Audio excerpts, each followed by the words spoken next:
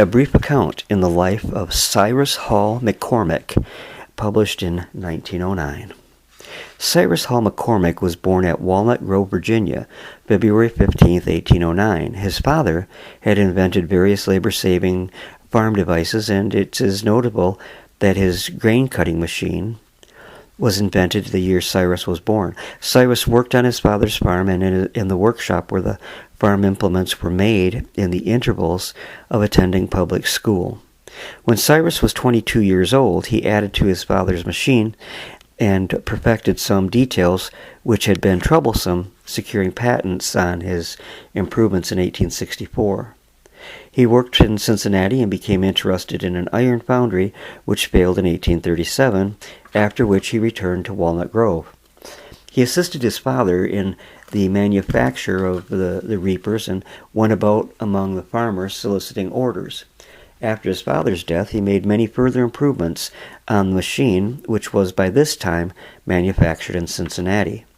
A new factory was established in Chicago in 1848, and in 1851, Mr. McCormick exhibited his perfected reaper at the World's Fair in London. In 1897, a government estimate states that the McCormick inventions saved the farmers of the United States $100 million annually. In 1850, he established what later became the McCormick Theological Seminary and gave to this institution at various times over $250,000. He made gifts to Washington and Lee universities, the Union Theological Seminary of Virginia, and Hastings College at Hastings, Nebraska.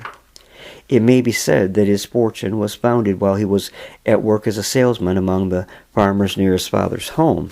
He traveled on horseback by buckboard, and his expenses were so modest that the profits realized for his sales of machines were wholly left for division between his father and himself. He married Miss Nettie Fowler of New York. After the Chicago fire, he built large factories and a number of business blocks, all of which are today a part of the McCormick estates. In selecting names for a place in the Hall of Fame for great Americans, his name was classed with those of Fulton, Howe, Morse, and Whitney. For Mr. McCormick's character may be known by his most intimate friends. He frequently entertained Horace Greeley, Peter Cooper, and others of the greatest and best men of his day. Mr. McCormick was above all a friend of the farmer. Raised as a farmer's son, he always enjoyed the companionship of the men who tilled the soil.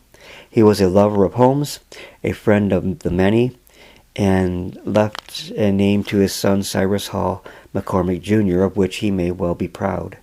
Mr. McCormick died at a Chicago home on the 13th day of May, 1884.